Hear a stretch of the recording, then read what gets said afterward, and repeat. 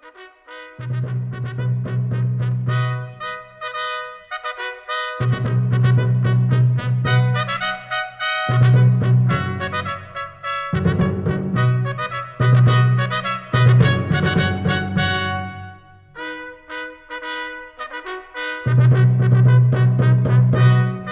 and welcome to the Two Man Booth, your weekly scheduled podcast on the crazy world of professional wrestling. With me, Jonathan. And me, Adam. And we will start as we always do with the news. And I think the first thing we need to talk about is something that's quite close to both of our hearts, and that is the fact that Jushin Thunder Liger has announced his retirement from professional wrestling. He has said his last show will be the January 4th Tokyo Dome show next year. It's a sad moment for pro wrestling, but what a tremendous career that man had. Yeah, he's absolutely the greatest junior heavyweight of all time. Agreed. It's really sad for New Japan that he's going to retire, but I think we can all be more than happy for him if that's what he wants to do. I'm assuming he'll have some kind of like trainer role or some kind of role very high up in the New Japan office. I can't say enough good things about Jushin Thunder Liger as a wrestler. He went from being a high flyer to being a very technical wrestler. Easily the greatest junior heavyweight of all time. He was a booker as well for New Japan Pro Wrestling, and at the peak of his own career, did not book himself to be the IWGP Junior Heavyweight Champion, which just shows how good a person he was. Maybe not necessarily as good a booker, because when you think about it, that was the peak of Liger's career. He had a great run. He went from being a babyface to being a heel. When he really was struggling as well. His character was starting to go nowhere. He turned heel and formed CTU, one of the coolest heel groups in New Japan history. Just can't say enough good things, and it'll be an emotional moment and a really sad moment for me, but if that's what Liger wants, I've got no problems with it. And you know what's amazing? He can still go. He's still really, really good now. We'll kind of talk about that a little bit later on, but just what an unbelievable career. And if your only exposure to Jushin Thunder Liger was what you saw in WCW, I thoroughly suggest you go out and you watch Jushin Thunder Liger, because that man has had one hell of a career. Like, genuinely, I think the only person that rivals him in terms of star appeal and ability in the ring at his weight limit and his weight level is Rey Mysterio. I really think he's the only person that we can look at. And even then he loses. And with that, we'll move on to more sad news of a different kind this time. Tommaso Ciampa is out of TakeOver WrestleMania weekend, and he requires surgery on his neck, and he could be out for around a year. Yeah, this is horrendous news as well, especially considering the fact that Ciampa and Gargano it's still currently the biggest storyline that NXT has going.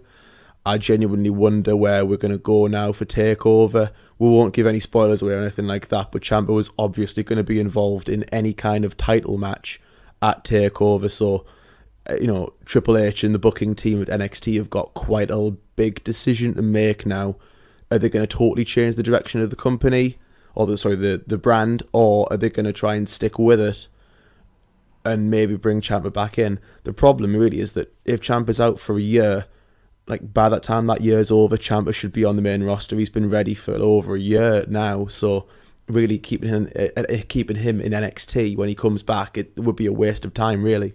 Yeah, I totally agree, and it is very sad because I think this has been one of the most well-booked long-term storylines I've seen in a while, and for it to be reaching its peak, which we were going to see Gargano Ciampa at TakeOver, I think we were all aware of that, and the fact that that's now not going to happen is such a shame. It's arguably one of the greatest heel runs in wrestling history. It really is when you look at it. So we've also got an announcement that WrestleMania 36 will be taking place in Tampa, Florida. Not really much to say on this one. They're going back to Florida again, but they do seem to have the peak markets that they like to hit. And I'm sure it'll make a lot of money for WWE. I'm sure it'll make a lot of money for Tampa. Or WrestleMania always generates a lot of income for the host city. So just to let you guys know that that's where WrestleMania 36 will be. Yeah, I don't think there's much that we need to say about this. They always announce it a year ahead. I do think there's a possibility that they could make the stage very interesting, obviously, with it being the Buccaneers Stadium. Is the ship still there?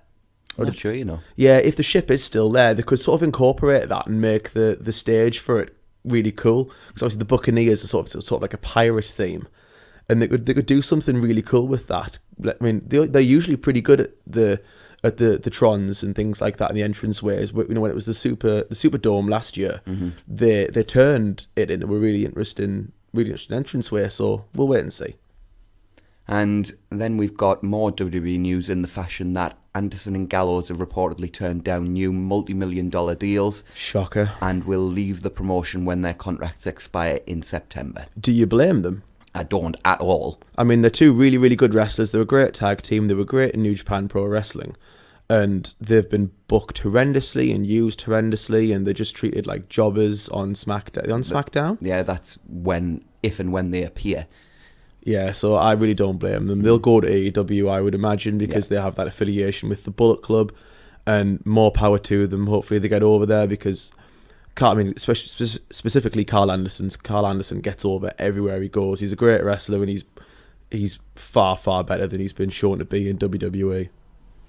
And then we've got a sort of a trio of tragic deaths this week. Luke Perry, who was Jungle Boy's father, passed away.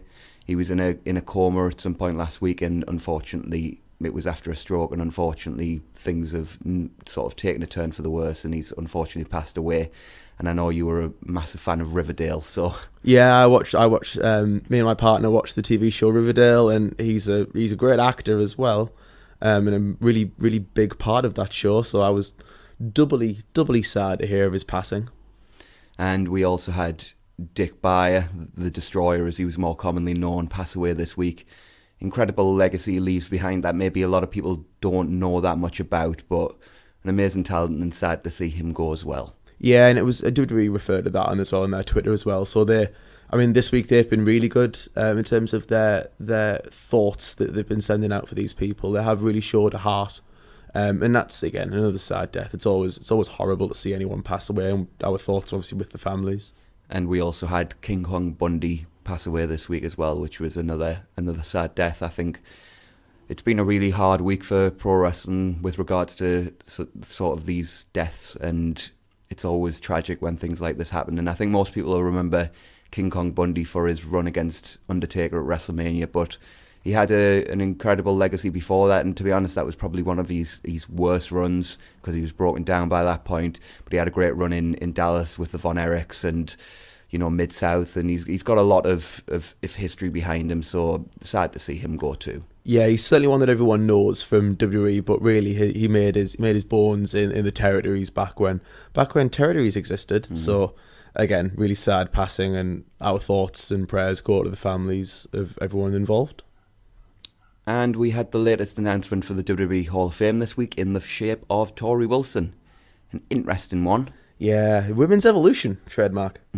Yeah, because I don't know whether you noticed, but on the video package on SmackDown, it was basically, Tori was pretty. And then for the final 10 seconds, it was like, she could also wrestle. But how much did they actually include of her wrestling, Adam? 10 seconds. Yeah, so she could do one cool move, which I generally don't remember what it was. I think it was a Hurricane Rana, the short. All right. Or maybe a tilt-a-well head scissors, something like that.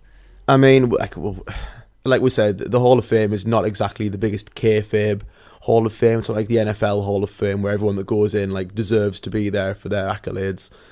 Tori was a big part of the Divas division back when, but it wasn't for her wrestling. It was for like how she looked, and whether we like it or not, that genuinely was what the Divas division was back then. So in a way, you can reason with this induction, but like I said, it's the Hall of Fame. We can't take it too seriously. And we've got another contract expiring in WWE. Jim Ross's contract comes to an end at the end of the month. I think we'll see him in other places, shall we say. More elite places, maybe. Quite possibly. I wouldn't be surprised to see him go to All Elite.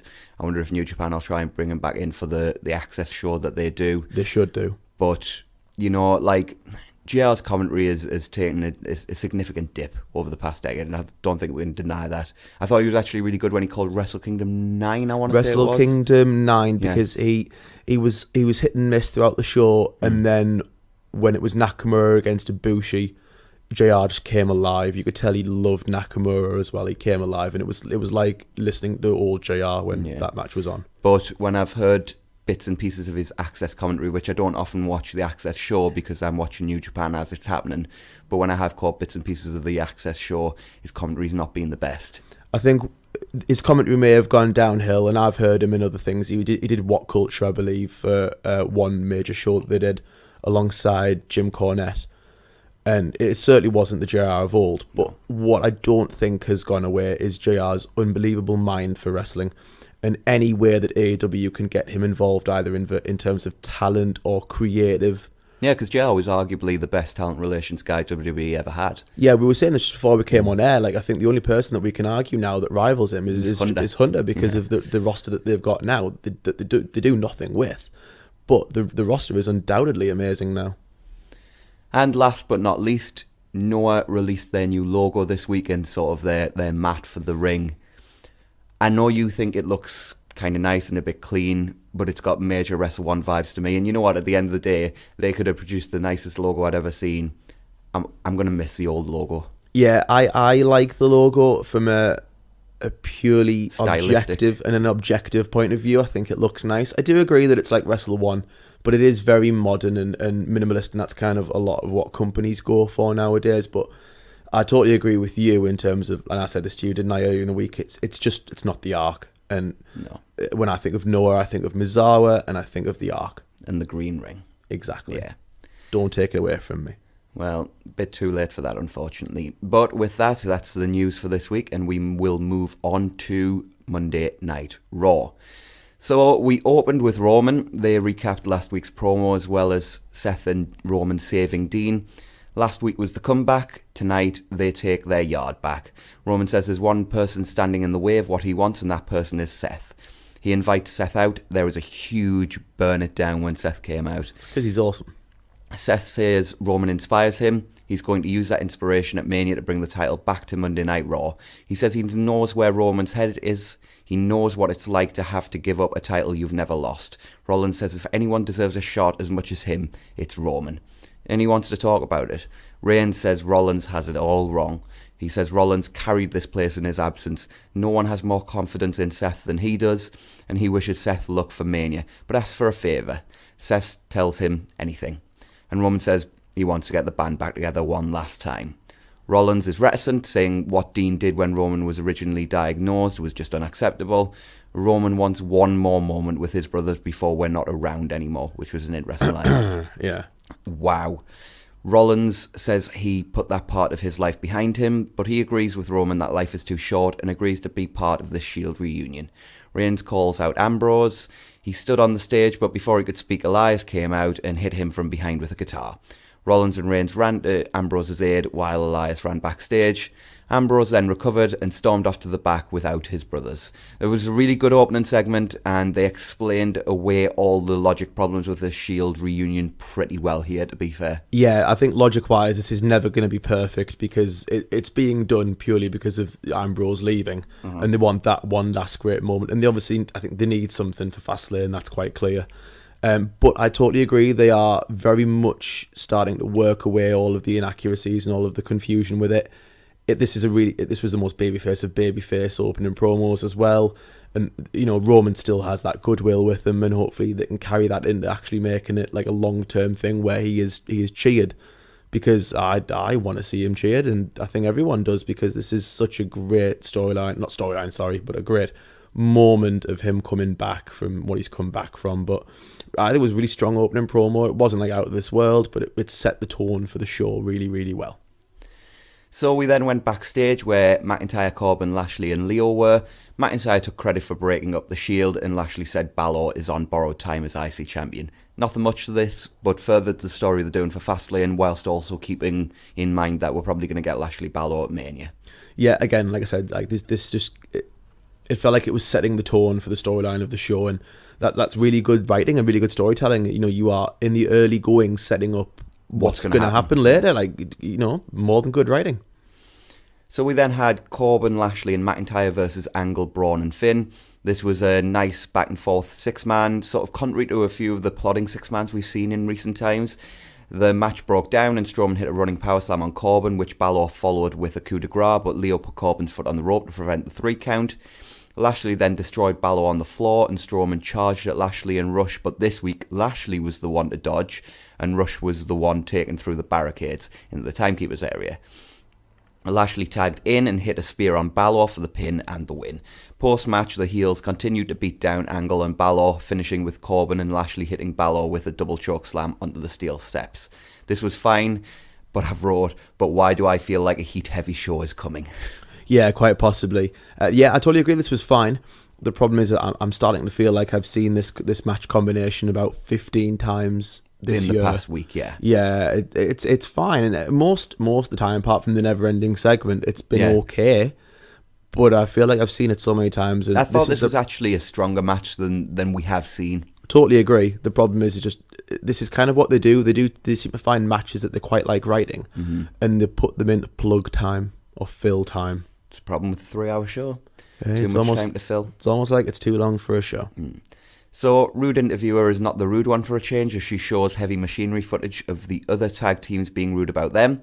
Otis says that hurt his feelings, and Tucker says they'll take on each team and they would soon find out that Otis will hurt those who hurt his feelings. This feels very, like, the whole storyline feels very Attitude Era. Like, Otis should be like a killer. And I'm okay having a little bit of comedy to his character, but it does feel a little bit... Bushwhackers. Yeah, exactly. But, like, if they get pushed, I've got no problem with them getting pushed. So they're a good tag team. The problem with that is they do massively remind me of the Bushwhackers. And when you look at the Bushwhackers, they were absolutely unreal as the sheepherders in NWA in the 80s. And when you give them a serious slant, they're amazing. And you use them as a babyface jobber sort of joke tag team, and they're just not nearly as entertaining. Yeah, and this may well go that way. Hopefully it doesn't, because I think they're both really talented and they're a more than decent tag team. Yeah, Notice has got charisma for days. So we then moved on to Natalya versus Ruby Riott. I have no idea what the point of this match actually was. Nope. Natty went for the sharpshooter, but Riott countered into a small package, which Natty then turned over into one of her own for the win. And then Lacey Evans happened. That was literally it. Match went about 90 seconds, if that. This very much felt like they had a hole to fill, and they just plugged these two in there. I assume it was all to set up Natalya versus Lacey, but we'll see. That does seem to be a feud that's coming, but I mean, I wonder how far Lacey's walked now. She must be approaching a mile. Yeah, she's got to have a pedometer. We need to know these things. Maybe she does that backstage. Like, they should just walk about. Maybe she practices. Maybe she knows EC3 and she does all the walking and he does all the standing. We'll get to that. We get a recap of last week's Flair and Batista segment, then some awful comedy skit with Steph and the two guys from Saturday Night Live, and then Hunter came out. The Saturday Night Live guys, like, we'll come on to the segments because they got worse and worse throughout the show, but my God, was this so unnecessary and just awful. Unnecessary stuff on Raw? What? Yeah. 3 hours, guys, 3 hours. So Batista cut an awesome promo on his Instagram, which they played here. He hates everything and everyone, and Hunter is going to play by his rules, and soon it will be game over.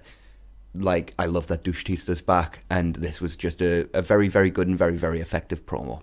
Yeah, I so far I'm really liking this. We'll go on to what happens later soon. It's coming next. But Batista's role I'm really liking. What part of me really, really, really hopes we get Blue Tista at Mania as well. Like, it's the kind of thing that Batista would do as well, just to be a douche. So Hunter came out next and said he was here last week for the man Richard Flair, not the wrestler Ric Flair. Real names. Yeah. He said he'd been through thick and thin with Rick and brings up Reed's death. Ugh. He brings up Rick's near-death scare and said every time the phone rang he feared it would be someone telling him Rick had passed. All he wanted for Flair's 70th birthday was to let him be the Nature Boy one more time. He said Batista had his attention and he'd been crying about it online for the last 2 years. He said he can't quit when he doesn't get his way this time, and then he mocked Batista saying he wouldn't come to Philly, calls him Bad Guy 101, and offers to come to Dave's house or he can come to Hunter's. He told Batista to have some balls and show up. He says this isn't a game, this isn't something we're selling, not characters, not something to put on a marquee. You want my attention, you got it. You know, people give Hunter a lot of sort of rubbish for his promos when he was on top in the early to mid-2000s. The thing was always, he opens the show, talks for 30 minutes about himself and nothing of note is actually said.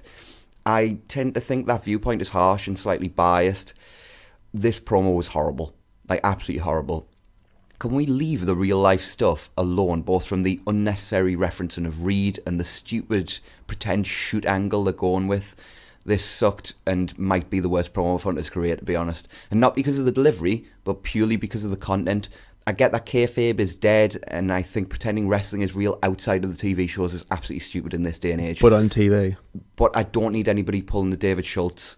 This shoot stuff is just beyond moronic. I said to you when we actually saw this promo, I said to you that there was no need to make it shoot.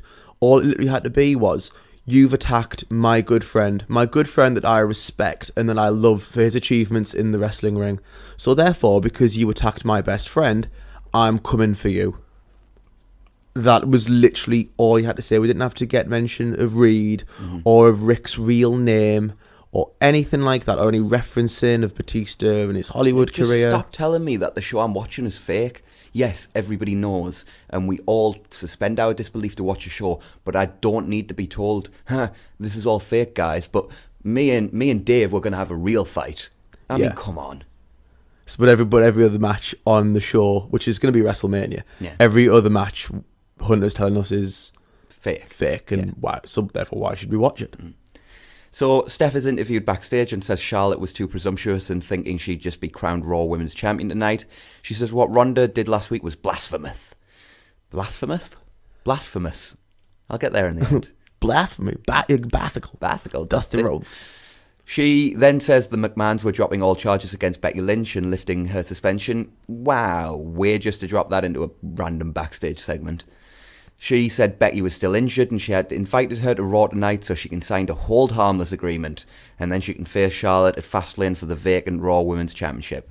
This is the stupidest booking to a hot angle I've seen since Summer of Punk. As in the WWE version of Summer of Punk. They are trying as hard as they can to make it as complicated as possible without screwing it up. And you know what? On occasions, they're coming really close to screwing it up. They've sucked a lot of heat out of this. Yeah, we were talking about this, weren't we, earlier in the week? Think about how excited we were when Becky won the Rumble and we thought we were going to get Becky versus Ronda one-on-one at Mania in just a, I hate you, you hate me, we're going to fight.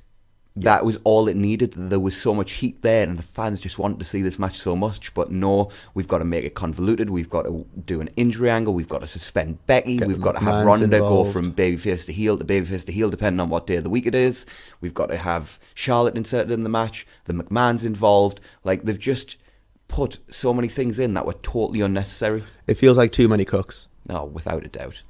So Roman tried to talk to Dean backstage. Dean isn't interested and needs to get ready for his match.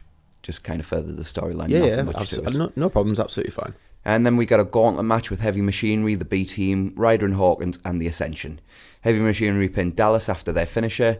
They pinned Victor after Otis hit a Vader bomb, and then the Caterpillar elbow drop finished off Ryder. This was there.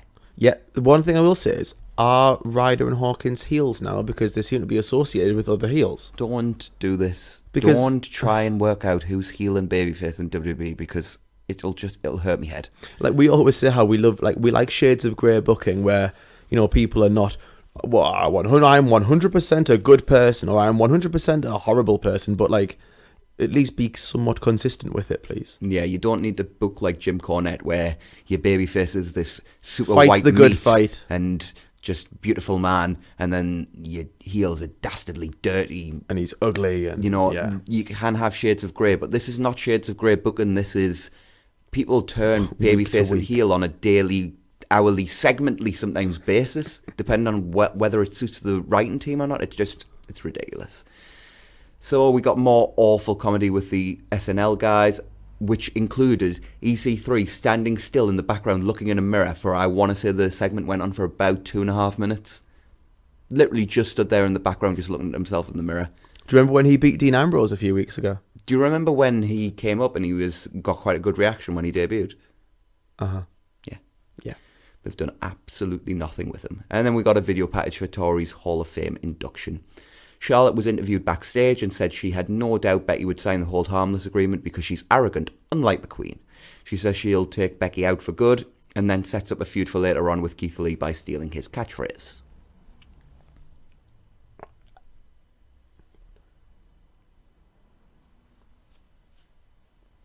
Yeah, this was fine. It sets up later in the show, and although Charlotte's being very odd in stealing Keith Lee's lines, I really really like Charlotte at the moment. She's amazing. I really wish she wasn't in this match, but I'm not annoyed at anything that she's actually doing. Her work's been so good over the last couple of months or so. Totally agree. Gets that character and knows who she is. So Seth then tries to talk to Dean backstage and says, despite everything, they're still brothers and there is still mutual respect. He calls Dean his wrestling soulmate and says, let's get the Shield together one last time. Dean refuses, says he appreciates the help last week, but he needs to handle his business on his own. I loved this. Yeah.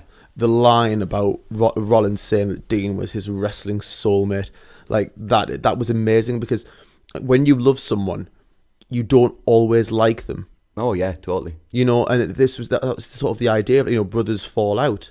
Obviously, this has been quite an extreme fallout, but brothers fall out, and when you love someone, you make it right eventually. Exactly, and this feels like that. I really liked it. I thought it was really good. It hit home, and it explained things as well a lot more. Elias runs down Philly in song form. He remains awesome.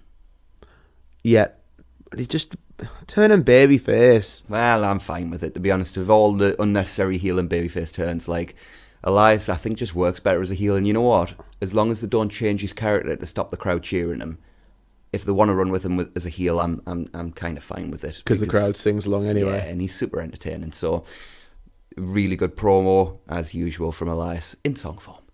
And then we got him versus Dean Ambrose. Elias did old school in this match. Did you notice that? Yes, he did. Yeah.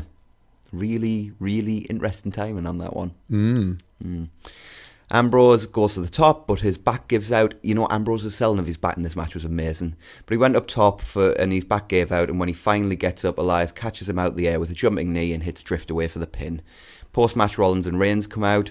It takes them a comically long period of time to get to the ring. They talk to Dean without mics as the crowd chants Shield. Dean bails and heads out through the crowd, and then out come Corbin, McIntyre and Lashley. Corbin called the Shield pathetic. McIntyre said they were going to offer them an epic match at Fastlane, but they don't deserve it, so they're just going to end this right now. They attacked Rollins and Reigns as Ambrose was torn with what to do. Eventually he ran down the stairs and attacked the heels, allowing the Shield to come back and stand tall before performing the Shield fist bump to a thunderous ovation. This was awesome. It was a Shield reunion. Whenever they happen, they're always amazing. It got a huge pop, deservedly so. I know this match makes very little sense. Like, I know it is a bit odd, but I am so looking forward to seeing it, because it's the Shield. It's one of the coolest things that WWE has done in the last 10 years. It really is. And legit, this might be the last time we ever see it. Yeah. And that it'll be bittersweet, because I can't wait to see it. But like, part of me kind of hopes that Ambrose just stays, because we've all wanted to see the long-term Shield reunion, haven't we? Yeah, and they've unfortunately, through injuries and whatnot, it's never worked out. Yeah, and we've never got it, but it's still, I mean, it's been watered down a little bit because of how many times they've tried to do it now, but it's still a huge money-making angle. A lot of that, though, has not been their fault, and, you know... Oh, I'm not complaining at them. I totally agree. There's just been things that have been, like, roadblocks in the way. Yeah. So next up, we had Tamina versus Sasha Banks. There was a really awkward moment on commentary as Cole referenced Ambrose sort of leaving after WrestleMania, to which Renee said he was leaving for greener pastures, and Corey tore her to shreds for it. It was just super awkward. It was like when you're in a room with two people and they're having an argument that comes out of nowhere, and you're like, oh, this is so awkward. Yeah, to be honest, right, if Corey was that angry... Can you imagine how angry Vince was? I imagine Vince was foaming at the mouth backstage. Well, he was probably the person screaming down Corey's headset saying, say this, make us sound stupid. So this week's word for the weird is surreal, by the way, and that was indeed surreal. I'll go for mine as unordinary. This match was short and ended when Sasha went for the bank statement. Nia pulled Tamina to safety and Bayley attacked Nia, but Nia threw her down. Sasha then hit a Meteora on Nia to the outside before rolling Tamina back in. Nia grabbed Sasha's feet though, and although Sasha kicked her off, the momentary distraction allowed Tamina to hit the super kick for the win. This was fine to give the heel some momentum going to the title match on Sunday. Yeah, Bayley beat Nia last week, so I guess the heels have got to get a win back. So as much as I don't like seeing Tamina beat Sasha Banks, it serves its purpose, and the Boston Hook connection will retain. Yeah. I have every expectation of that. Spoiler alert for our final segment there. Yeah. So the next line in my notes is literally, "Oh God, the Saturday Night Live guys are back." This was the worst of the bunch. This was absolutely the worst of the bunch, as one of them asked Strowman whether wrestling is real. Oh, come on. Yeah. Or whether he really gives people his hands. Yeah. I mean, the next line is literally, "Why the hell am I watching this?" Strowman picks him up in the air. When we return from break, Braun still has the Saturday Night Live guy in the air. So he's been choking him through an entire commercial break. That guy's got amazing ability to stay alive. Well, then. Wait for it. So Braun puts the Saturday Night Live guy down, who does not sell this hanging choke at all. Like he's just been stood there for the past 3 minutes. He just starts talking again like normal, not even breathing heavily or anything. That's because wrestling's not real. He's just proved it. And I just wrote, is this WCW? Yeah, this feels like the kind of thing that they would have done when Russo was booking it. Yeah. Or writing it, or screwing with it, or whatever. However you want to term it, yeah, just horrendous. They then humanised Aleister Black some more backstage, as he says people fear what they can't comprehend, and Ricochet said they were ready no matter what the other teams think of them getting a title shot. Like, I get they have to do promos. I get that they do. But Aleister Black needs to be this mysterious character with mystique and aura about him. And every single time you have him stand and cut a normal promo, you just take that away. He just becomes a guy that has tattoos that tell his life story all over his body. Okay, Michael. Exactly. So we then had Black and Ricochet versus the Revival for the Raw Tag Team Championships. This was a nothing happening match, but it was worked well. Ricochet sent the Revival to the outside, and Gable and Rude, who had made their way at the ringside during the match, beat down the Revival, causing the DQ. Post-match, they argued with Black and Ricochet, and both teams came to blows. Ricochet and Black got the upper hand, sent Rude and Gable to the outside, and faked them out with dives. I know I've just said let's not try and guess who's babyface and who's heel, but when did Rude and Gable turn heel? Was it that heel? Backstage segment with DIY a few weeks ago? Was that actually meant to be their heel turn? Because I didn't realise it was at the time. I thought they were just upset that DIY were getting a shot that they thought they deserved. When I was a kid, like if people turned, like in the actual year, if people turned heel, they did something either horrible or extremely arrogant, like they suddenly started talking down to the crowd, or they attacked like a really, really nice person. Like, make it clear, please. If you're gonna make someone a bad guy, have them do something actually horrible. Because genuinely, what Gable and Rude said the other week, I was like, well, yeah, I kind of get that. Because you were like, well, I did beat you in NXT, so like, get to the back of the line. Yeah. So, this helped no one, but I guess we're getting a three-way Fastlane. Oh, I probably should have changed my notes, because we are definitely getting a three-way Fastlane, but this was when I was writing during Raw. The Revival's title run continues to suck. Yeah, they are being booked as weakly as they possibly can. I mean, they're going to have to win. I hope they win at Fastlane, but how much can they undervalue the greatest tag team on the planet? So Steph is out for our main event segment. She brings out Charlotte and then Becky. Cole buried the McMahons on commentary, which was different. Steph handed Becky the hold harmless agreement as Flair mocked her. Becky reminded Charlotte she beat her on one leg at the Rumble, so they don't have to wait until Sunday. They can do this right now. Steph stepped between them and Becky signed, as we see Ronda Rousey power walking in her zany, another weird synonym by the way backstage. She asked Steph what the hell was going on. She didn't vacate the title. She wanted Becky included, not herself excluded. She demands her title back. Steph acquiesces and then announces Charlotte versus Becky will still take place at Fastlane, only now the stip is if Becky wins it becomes a three-way at Mania, and if she loses she's done. Way to protect the Rumble. Ronda says Steph values her wallet over her pride, and she makes Steph too much money for Steph to fire her, so she has free reign to do whatever she wants. She said she did everything she could to prove she respects this business. She worked her ass off, and the fans responded by booing her out of the Staples Center in her own hometown. She says, damn your fantasies, damn the man, screw the woo, and no more Mrs. Nice Bitch. She then kicks Flair and starts beating Lynch down. Charlotte teases getting back in once or twice, but always backed off as Rousey lay a stiff-looking beatdown on Lynch. Ronda picked up her title and held it in the air, in Charlotte's direction as she stood on Becky's face. And then Rude interviewer asked Steph if she did Ronda a favour tonight. Steph says Rousey has no regard for Steph, the WWE, or her opponents, but she's going to get what's coming to her. Ronda points at the WrestleMania sign, as Becky is tended to by medical staff. This was weird because once again they've gone so convoluted on the storyline, as we mentioned earlier, and I really feel it's massively damaged Becky's overness. People couldn't wait to see Ronda versus Becky so much that it was unquestionably the main event of WrestleMania. Now, after the unnecessary weird storyline with Becky, which has had all the consistency of baby food, the McMahon drama and the addition of Charlotte, it has cooled off to the point where I really wouldn't be sort of bat an eyelid if the main evented with Seth versus Brock instead, despite that having little to no heat itself. This is the biggest botch of a storyline in a long time. Yeah, they've over-convoluted it so much. If we just look at this segment alone, though... In a vacuum, it was great. I really liked it. Ronda did what she should have been doing quite a few weeks ago when the crowd turned on her. She should have been cutting this promo. It felt like the kind of promo that Roman should have been cutting a couple of years ago when the crowd really turned on him hard.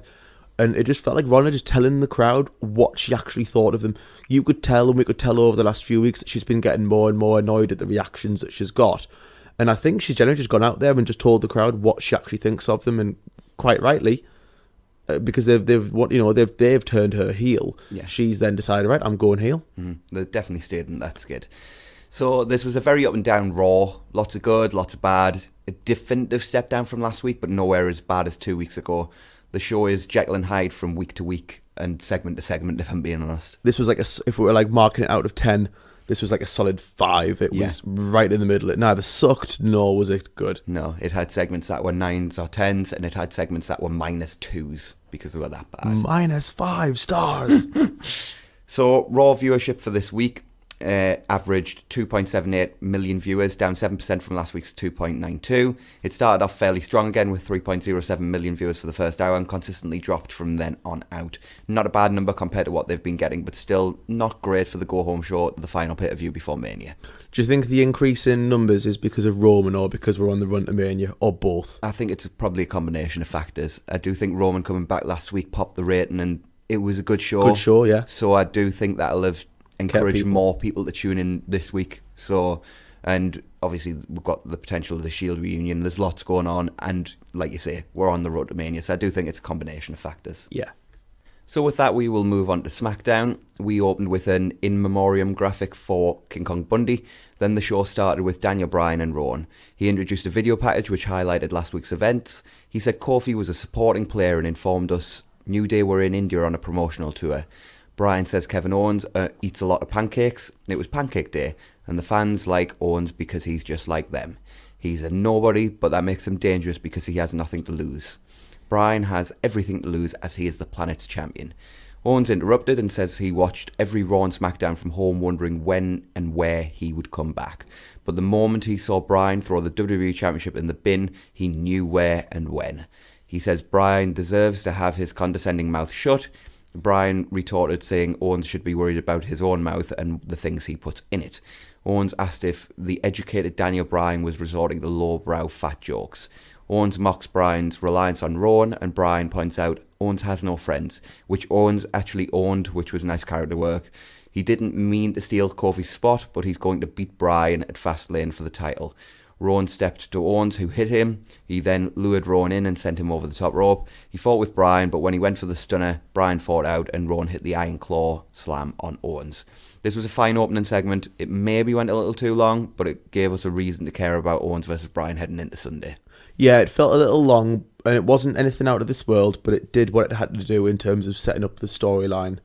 It did feel a little bit like they were having to explain away like the reasons why they were even doing this match, and which I think is because they flipped the matches from Fastlane and Mania, and it was always going to be a problematic one. I actually want to give them a little bit of credit for how they've done it, because I think they've done it as best as they possibly could. They're going with the hot hand, and they really should be.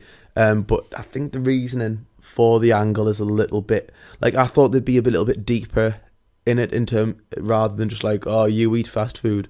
Like, I thought they'd go a little bit deeper into, like, you know, Bryan's attitudes of like what's right and what's wrong and what's ethical and things like that. And maybe they just don't think that the crowd can handle it. But then at the same time, that would be a good thing, because Bryan should feel superior. Maybe they just don't think they had enough time to tell that kind of story. given how last minute this was. Yeah, that's a fairly good point. They do need to think of something cool for Owens to do now at Mania. Sami's in. And well, supposedly he's ready to return, so we shall see. The Usos are out for Jay's match. They mocked Miz and Shane. I can't do this promo justice. The Usos are just great, and I've never seen a tag team cut promos the way they do, with the style they cut them in. They're just absolutely brilliant. Miz and Shane interrupted and took shots back. Miz said if Jay lost focus for a second, he would take advantage, and on Sunday, he was going to make his dad and Shane proud. The Usos tried to attack, but the babyfaces got the upper hand. This is absolutely fine. I had no problem with it, and I still think we're getting the heel turn, though. Yeah. I do think we're getting that. I'm not sure who, but I do think we're getting that tonight. Yeah. So, back from break, we joined Miz versus Jey Uso in progress. They went back and forth until Jimmy tried to get involved, which led to Shane taking him out. The distraction allowed Miz to hit the skull-crushing finale for the win, and kind of played into the promo Miz cut beforehand, saying, if you lose focus for a second, I'm going to take advantage. This much like the promo was fine. It didn't make us want to see the match anymore, but it didn't harm my... Yeah, it just served to further the angle. Yeah, no complaints here at all. Kayla interviewed Charlotte, who invited her best friend Becky Lynch to come and have a friendly discussion with her tonight. We've spent weeks praising Charlotte. She was a bit all over the place. It was a bit iffy, wasn't it? Yeah, but, they got the general point of the promo out, and it still fit Charlotte's character, so it was fine. Yeah. United States Open Challenge was next. Truth wants to emulate his hero John Cena, but didn't realise he had this Open Challenge thing every week. He's already exhausted. Carmella says Cena lives by the ethos never give up. But Truth points out that he also says, you can't see me. And he sees John everywhere, on his posters, in his bed sheets. After a 7-second dance break, Lacey Evans did her thing. Truth said she didn't want none, but wasn't too happy when Carmella said that didn't count. And he said, damn you, John Cena. Joe's music hit, then Ray's, then Andrade's. Truth was perplexed as to why this was allowed to happen, as am I. Since when has an Open Challenge meant you just have as many people come out as you want? Blanche. Yeah, just 4 people come out and they're like, yeah, let's go with it. At some point it's going to happen where it's going to be an Open Challenge, and then it's going to turn into a Royal Rumble. Well, no, 5 other guys will come out, and then an Elimination Chamber will just lower from the roof. An impromptu EC match. So this was an exceptional TV match. Worked at a similar place to last week's Open Challenge, but given far more time. One thing I didn't like was Andrade consistently mocking Eddie. Can we just stop with the dead people stuff? Please, can we just leave it alone? Yeah, it's uncomfortable, and no one, it was uncomfortable at the time. No one wants to see it now. Yeah. Andrade hit a sunset bomb to the outside on Rey and rolled him back in as Zelina took out Truth with the Hurricane Rana on the outside, only for Carmella to super kick her. Andrade was distracted but refocused on Rey and picked him up, but ended up getting hit with Rey's version of the Canadian Destroyer. Rey hit a 619 and then a frog splash, but Joe broke it up with a big boy sent on. He picked Andrade up, hit a Uranage and got the pin for the win and the title. Finally, it's about damn time Joe got himself some gold. Great match, right winner, awesome. I do totally agree that it is absolutely fantastic that Joe is now, has got a title and is going to hopefully get a pretty strong push. If I was booking, I'd have Joe hold that title for a year and just make him look like a killer. The only problem is, do you remember what happened to Andrade's push? I know. It's died a death. Yeah.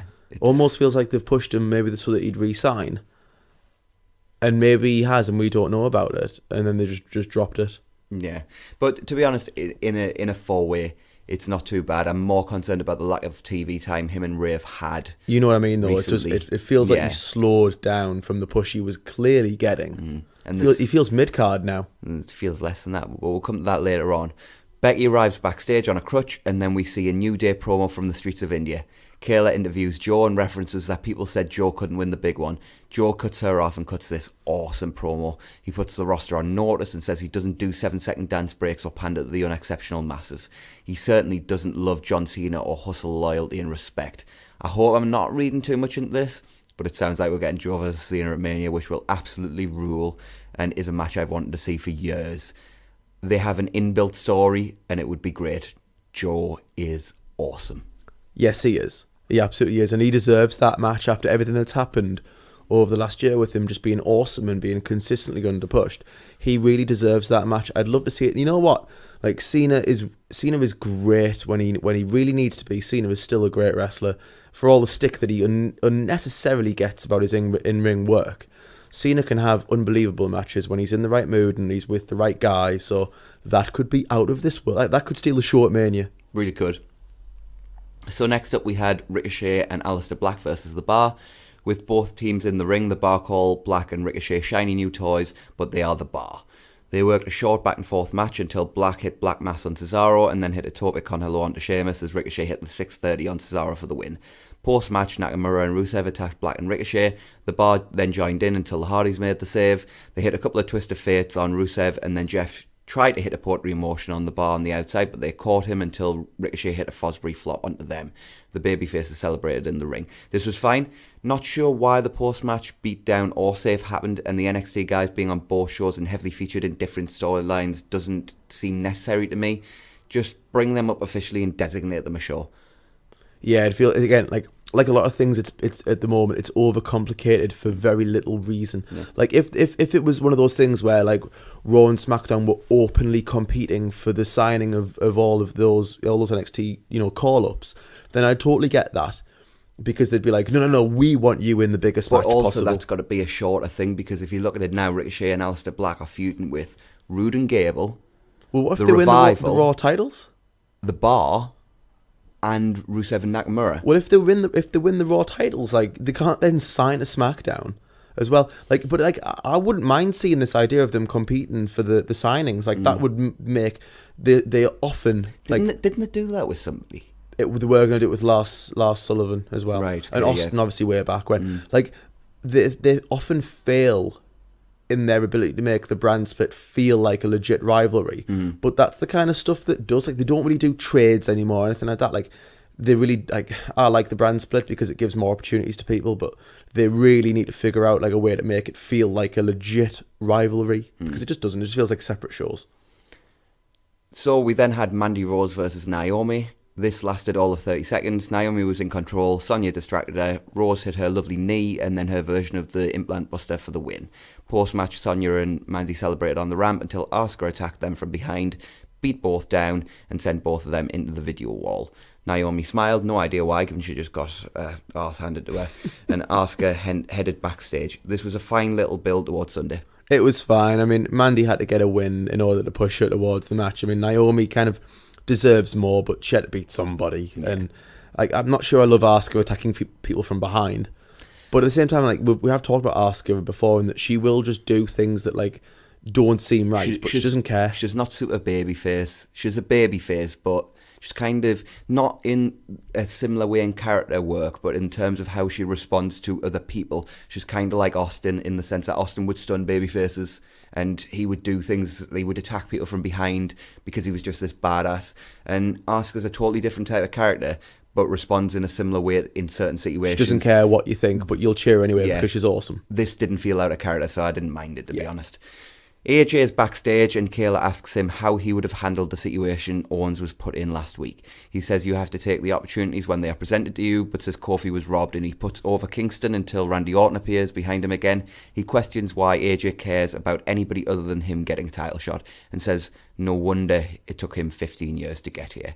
More subtle build towards their match that is expected for Mania. Expect them to kick it into a higher gear post Fastlane, but I'm kind of, like you've been saying recently, I'm kind of starting to dig this grizzled vet Randy Orton, because him just appearing in the segment and being like, no wonder it took you 15 years to get here, was just an awesome line. Orton, as he gets older, Orton will really fit this kind of thing of, like, the Johnny come latelys and these newcomers. Like, I've been here for 15 years, like this all. Oh, it's been longer than 16 years now, 17? Yeah, like, I've been here for 17 years. Like, who are you to come in here? I'm Randy Orton, I'm a third generation. Like, that will get over really well as a heel. Yeah, and he's, a 13-time world champion, something ridiculous like that, so he's got a lot that he can pull out of his back pocket. That character, like, I was the legend killer once. Like, I am the legend now. Like, that would get over really quick. And Orton always gets over anyway, because Orton's just Orton. Yeah. Andrade versus Ray is on the Fastlane kickoff show. God, this company can be stupid sometimes. Take one of your hottest angles and one of your best matches in the last couple of months and stick it on the pre-show. Yeah. Got to make room for that Baron match. Well, actually, they do this time because he's in the Shield match. Yeah, you know what I mean. We Yeah. always use that as just the like, yeah, you got to stick that stupid pointless match on the show. Yeah. I bet you any amount of money, there is some utterly stupid, random, pointless match or segment thrown onto this show, and we will generally be sat there thinking like, why are Rey and Andrade not on? Yeah. Like, why? Bet you it happens. So next up we had Rowan versus Kevin Owens. Bryan is on commentary. While Owens and Rowan are fighting next to the announce desk, Bryan insults Owens, who attacks him until Rowan pulls him off and hits a running crossbody. Bryan mounts Owens and lays in punches, which result in the DQ. They continue beating Owens post-match, and Rowan starts to clear the announce desk, but Mustafa Ali returns. He drop-kicked Bryan and went for a suicide dive on Rowan, but in a callback to a few weeks ago, Rowan catches him and tries to hit the Iron Claw slam through the announce desk. But this time, Ali landed on the table on his feet and then hit a Hurricane Rana that sent Rowan into the post. Bryan hit his flying knee off the apron onto Ali. He rolls him in the ring and goes for the vicious stomps, but Owens hits him with a stunner instead. This was a fine segment, but you know the one thing that kind of annoyed me about this is I feel the only reason they did this whole thing with Owens getting insulted by Bryan and then hitting Bryan and all that, and then Ali making the save, was all because they didn't want to beat Rowan. But they've got zero compunction about beating Bryan week after week. Yeah, I think the whole thing is that like Bryan's meant to be this like creditless champion, and Rowan's going to be the one that keeps him champion. But that's not the angle that they were telling at the start. Like, Bryan is a really good, like, coward heel. But the story that they were telling at the start was just that he changed his angle and changed what he was all about and changed his perception of the world. But he was still just the great wrestler he'd always been. He doesn't now need to be this incompetent champ. I'm okay with him being a coward, but having him be incompetent and unable to win matches, I don't like. The thing is with Bryan is, not every heel champion has to be this person who's not very good. When Bryan's a heel, he can be a heel because he's shoving all this, health-related stuff and environmental stuff down our throats. Not necessarily even that what he's saying is wrong, but actually the way he's going about it makes him a heel. So you can just be that horrible heel persona, but he can still be really good in the ring. And sometimes, that makes you even more angry. Ric Flair? Flair would cheat, but he would cheat because he could, not because he had to. Because Flair was actually just awesome as well. He didn't have to cheat.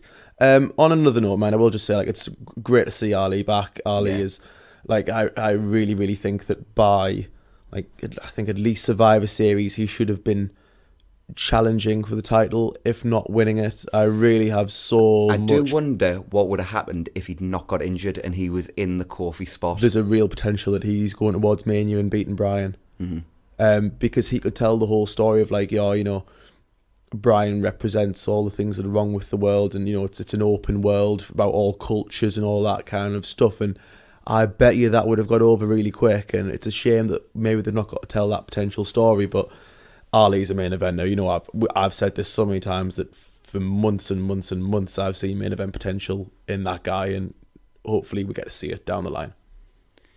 So Charlotte came out for the main event segment.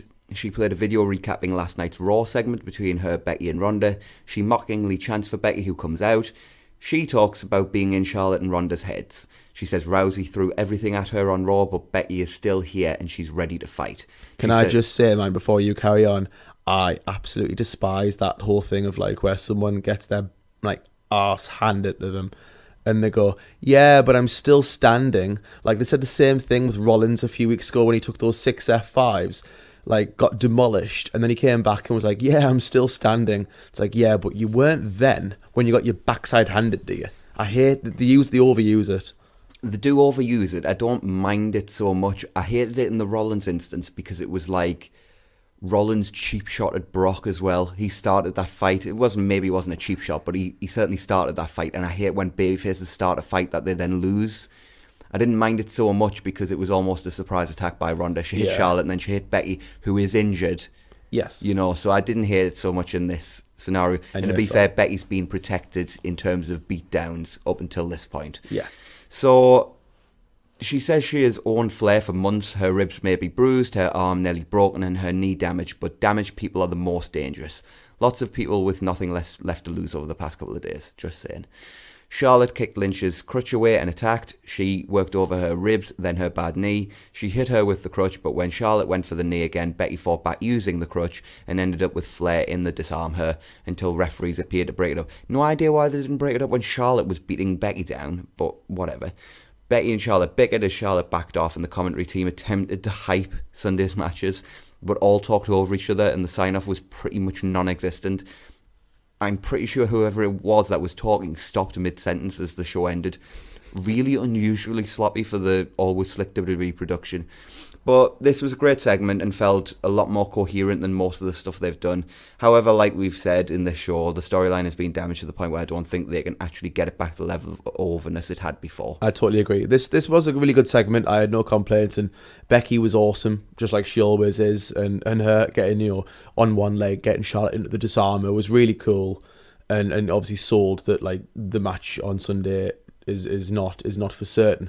The one thing, mind, is when we think about it, like, unless they do some utterly ridiculous, like, screwy finish, what on earth is the point in that match? Because everyone and their dog knows that Becky's going to win because Becky's going to have to be in that match. It makes...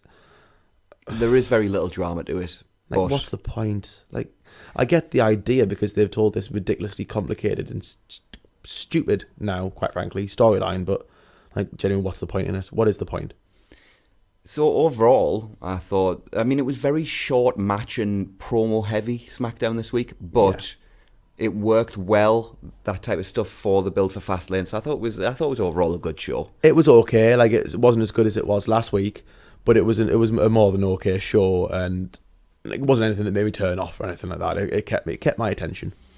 And viewership was 2.15 million viewers this week, largely the same as last week's number, but this week they return more of the Raw audience. The drop-off from last year remains there, but is not as drastic a drop-off as Raw is suffering from. So, still, hashtag watch SmackDown. Yeah.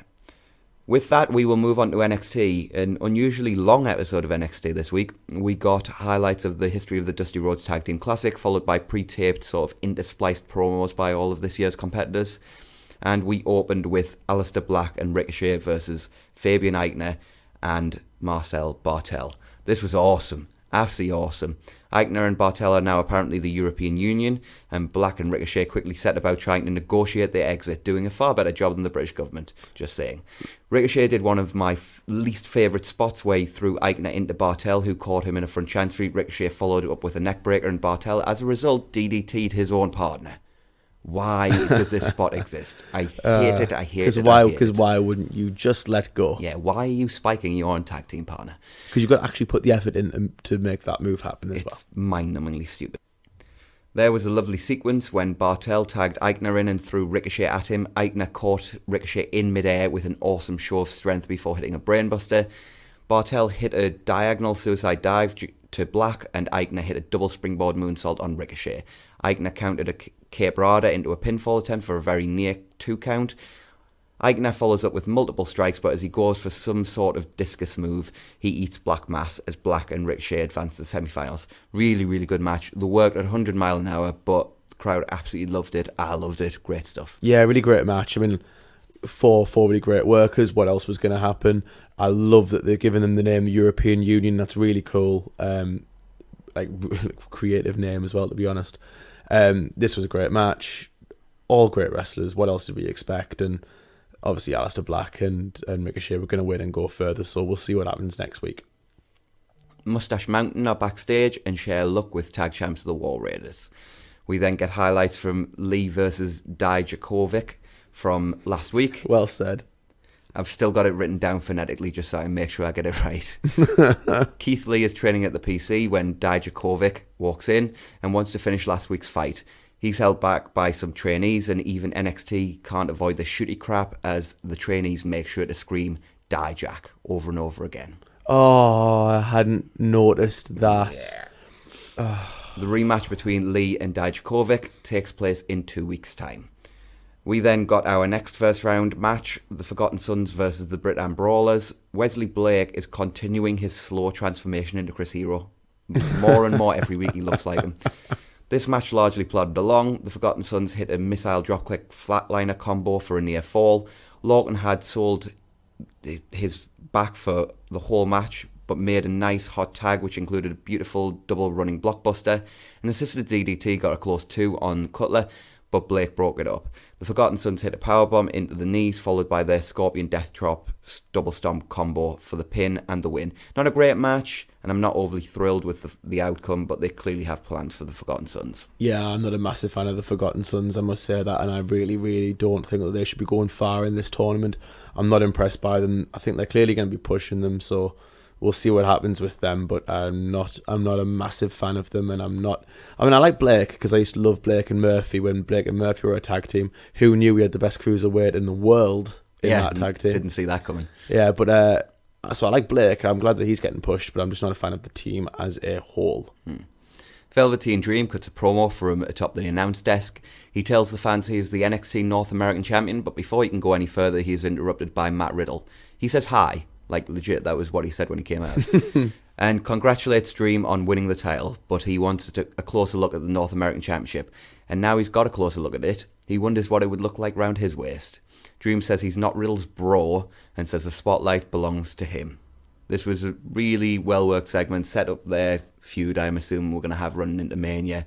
Like, really good stuff. Riddle's awesome, Dream's awesome. The match should be awesome. I'm all for it. I think the storyline should be really awesome as well, with sort of like, the slightly strange stuff that they write for Velveteen. Like, this could be really interesting.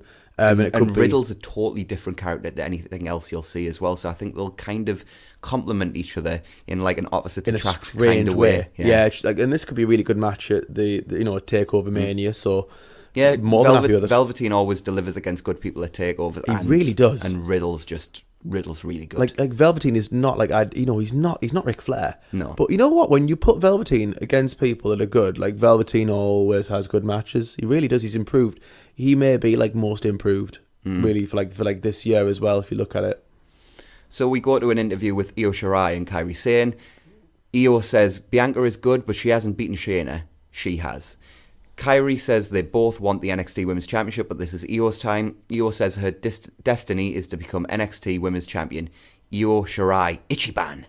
Io is Suzuki-gun, confirmed. I am really, really interested by this. I really think Io should win, and I really think Io should beat Shayna at TakeOver as well. I think Shayna's ready for the main roster anyway, so I don't think she needs to stay there anymore. And I think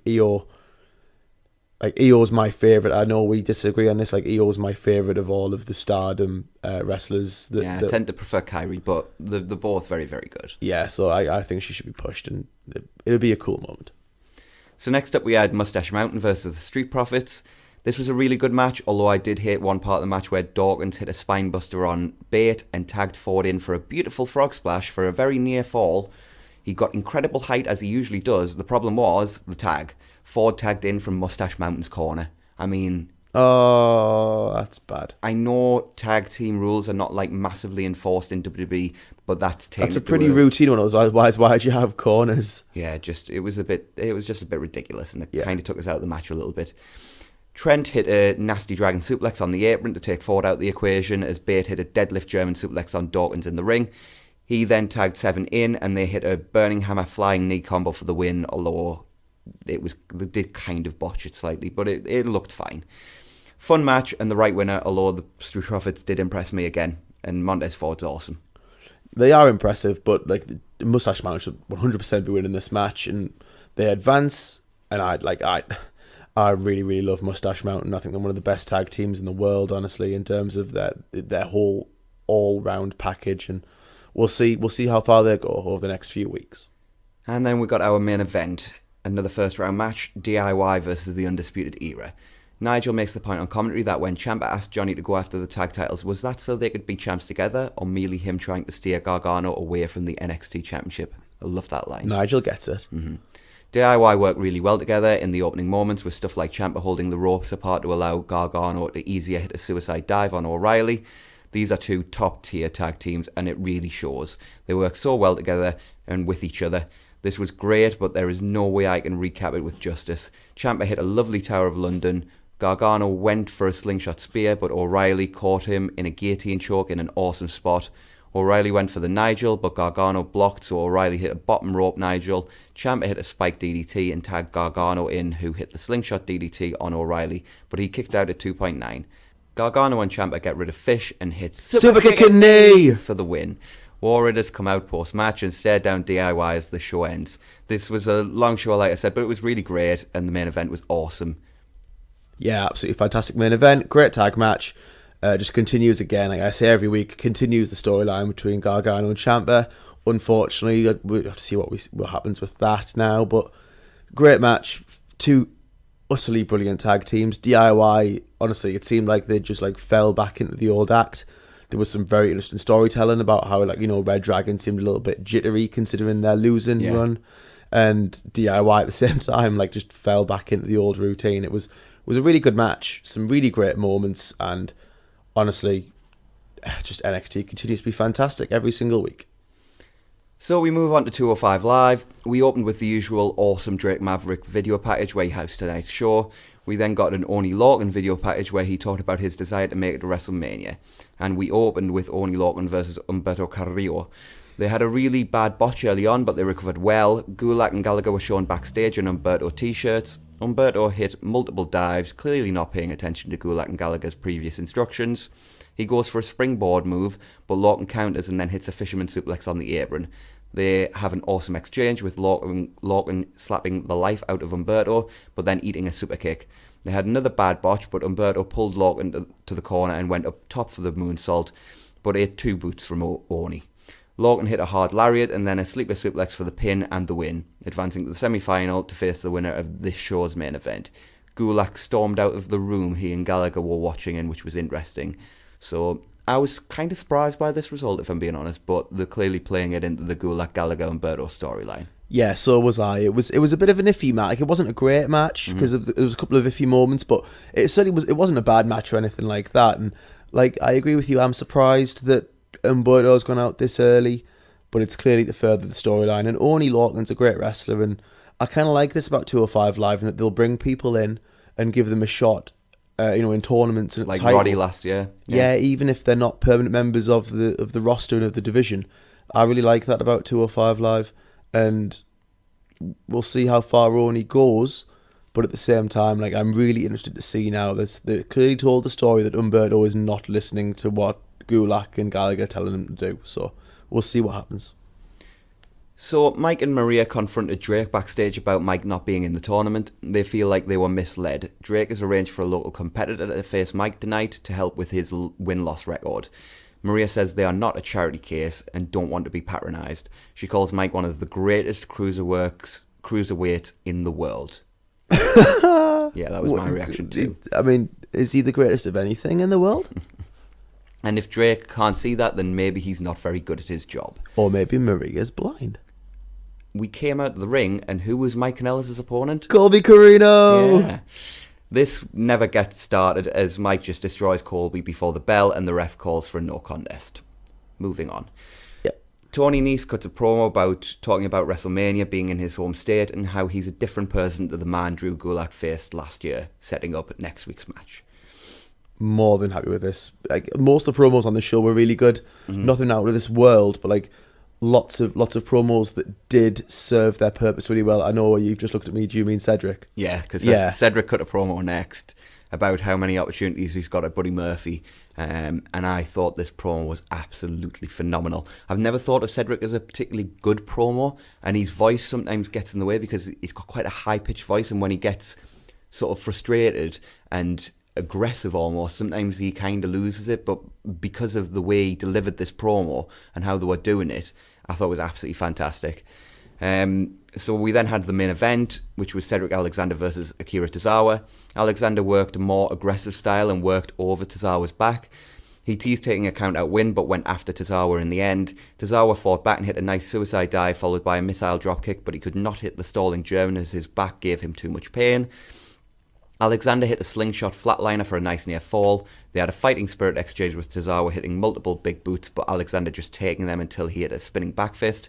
He went for a lumbar check, but Tozawa countered and hit a leaping poison rana for a close near fall. Tozawa locks the octopus on and transitions into a grounded version. They did a really good job of making everyone think Alexander was going to tap, but he fought out, only for Tozawa to hit an awesome stalling German.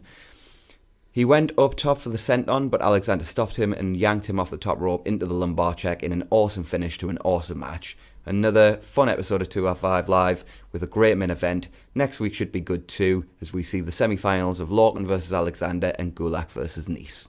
This was an absolutely fantastic match. We both watched this together and I really enjoyed it.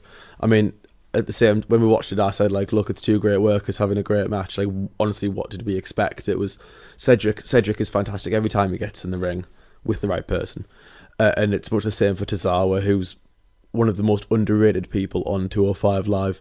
It really was fantastic. There was utterly great exchanges and a really, really good finish. And the promo in this match kind of made me start to want Cedric maybe to be the one that beats Murphy, because obviously that this started to tell that story again of, like, I've had loads of shots but I've just not got it done, but I'm a different person now. I will get it done this time. It was quite interesting to me, but really good episode of 205 Live. It's solid every week. It's one of the best hours of TV that there are going. It's never bad. And with that, we will move on to any other business, and I think the first thing we need to touch on is New Japan's 47th anniversary show. Some big results coming out of it. So Roppongi 3K beat LIJ for the junior heavyweight tag titles. Yeah, interesting though. I did not expect that result. Neither did I, and I'm always sad whenever LIJ lose anything. I thought it was a really good match though, and an even better match was Taiji Ishimori, who defeated Jushin Thunder Liger to retain the junior heavyweight title. We talked about, obviously, Liger's retirement, but I would really have liked to see him win this match. But it was a really good match. Ishimori retained, and post-match, Dragon Lee challenged Ishimori. Probably the Madison Square Garden match should be great. I believe it is for Madison Square Garden as well. I will have to check it, but I'm not sure if it's been announced yet. But that's certainly going to be for Madison Square Garden. Yeah. And then we had the main event, which was a non-title match between IWGP Heavyweight Champion Jay White and Never Openweight Champion Will Ospreay. It was a really good match. Probably the second best match I'd say Jay White's had. Yeah, probably. But, really good. Ospreay's great. Jay White's character work in this match was great. And, I think they protected Ospreay as much as they could in defeat as well. But post-match, White beat down Ospreay until Ibushi made the save. Bullet Club then beat down both of them until Okada, Tanahashi and Goto made the save, and the babyfaces stood tall as the show ended. For a time being as well, because they actually stood in the ring together for about 5 minutes, and then they all started sort of pointing at each other. For a minute I was like, is this going to be the start of a new group? And then unfortunately it wasn't. It was just them all going, I'm going to win the New Japan Cup. No, I'm going to win. No, I'm Spartacus. No, I'm the tag team champion. Yeah, unfortunately. But because that'd be a really cool group, actually, when I looked at everyone in the ring. So speaking of the New Japan Cup, we've had 3 of the 4 first round shows so far, so I'll just quickly run through the results. Yoshihashi defeated Nakanishi, Taichi defeated Honma, Chase defeated Juice, which surprised me. Yeah, that's setting something up though, clearly, because there's no real reason for that to happen. Yeah, they had a really long match as well. I haven't seen the New Japan Cup shows yet, so I can't speak on how good the match was or not, but they had a really long match. It was like 25, wasn't it? Yeah, something like that. So I clearly think they're setting up for a US title shot for Chase. Yeah, and Jukes will win, so no complaints. Yeah. And Chase is a good worker. He just lacks anything other than being a good worker. Yeah, they need to flesh out his character. So Ishii then defeated Nagata in the main event of night 1, and El Fantasmo of Rev Pro fame joins the Bullet Club. Is that who it is? Yes, because I hadn't seen who it is. Interesting. Jay White's Bullet Club needs more talent in it. It's got a lot of people, but I'm not sure it's got a lot of talent. I really am not a big fan of most of the people. I'm a big fan of Jay White, and I think Jay's making big strides in terms of his character work, but his ring work as well. But it needs more talent. So I haven't seen this. I haven't seen him though, so I can't judge. I like El Fantasma. I think he's really good. Cool. Is he a junior or a heavy? He's a junior. Yeah. Right. Okay. Cool. I think he's a good addition. And if they want to do something with Ishimori and him for the junior tag belt at some point, I'm sure they could. Yeah. So we then had on night 2, Archer defeated Hanare, Mike Nichols of TMDK and sort of TM61, you may know him as from NXT, defeated Hikuleo from the Bullet Club. Ospreay defeated Fale, which was interesting. And then Okada defeated Elgin in what was apparently an awesome main event, but like I say, I haven't seen the show. And I have no desire to see Michael Elgin anywhere. And then in today's show, Ryusuke Taguchi defeated Hiroyoshi Tanzan. Tanahashi defeated Omino, which apparently was a breakout performance for Omino, but again, haven't seen the match. But we predicted that as well, didn't we? Yeah. Zack Sabre Jr. defeated Evil, and Kota Ibushi defeated Tetsuya Naito in the main event. And the last 4 first-round matches take place tomorrow. Well, there's our IC title match coming up, and quite possibly at Madison Square Garden, Tetsuya Naito against Kota Ibushi. Yeah, I would certainly think so. That'll be out of this world good. Yes. And then the last thing for any of the business is just a recommended promo for you this week. Daniel Bryan cut a sort of post-SmackDown promo, which is available on YouTube. It's 3 minutes of awesome. It's probably the best thing they've done with Bryan in weeks, and it's only available on YouTube. So go search it out because it is very, very much worth 3 minutes of your time. I do love how they consistently do this. They do awesome things, like really like different, cool things, like the day of stuff, or this. And then they stick it on YouTube. It's probably because they just let Bryan do what he likes when they're doing like a YouTube video. It's awful, and it's way better than what they actually write for him. Like they do some really cool stuff on their YouTube, but it just gets totally ignored because it's just YouTube. Like I remember the day of that they did with Becky Lynch, just after Becky had got her injury, and they charted the whole day of Becky being told that she couldn't face Ronda at Survivor Series, and it was really cool. I just thought like you couldn't have spliced that up into like segments and put that on SmackDown or Raw. Like, why? Totally agree. But that will do it for any of the business this week. So with that, we will move on to our final segment. And with WWE Fastlane being tonight, it's time for the predictions.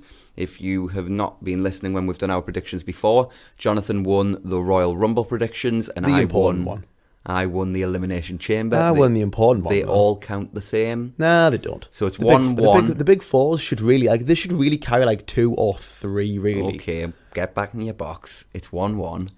So Fastlane predictions. I'm running down the card, but I've not really got it in order of importance. So Bryan versus Owens. Bryan, yeah. Charlotte versus Becky. Becky. Here we go. I can see the pattern forming here. The Shield versus Drew, Baron, and Lashley. Shield. Yes, I'm going Shield as well. The Usos versus McMiz. I think Usos with the heel turn of one of McMiz. Agreed. Revival versus Black and Ricochet and Rude and Gable. Revival. Yeah, I'm going to go Revival too. But I'm not super convinced, but I'll go Revival. Asuka versus Mandy. Asuka, yeah. Sasha and Bailey versus Nia and Tamina. Sasha and Bailey. I love that I'm picking first because at some point you may have to pick something different. Well, I'm just going to pick opposite you in the kickoff match because that's all that's left. So Rhea versus Andrade. To be honest, I just let us go for this one because I knew this one would be kind of a toss-up. So you can go first. I'm going to go tentatively Rey Mysterio. Right, I'll just to make this different then, because otherwise it's pointless. I'll go with Andrade. So basically, once the kickoff show's over, we know who's won. Kind of like last time, where the first match, we knew who'd won. So I think we need to write these down before we do this. Possibly, or maybe do some kind of more complicated system. I don't know. We'll look at it from Mania. Yeah.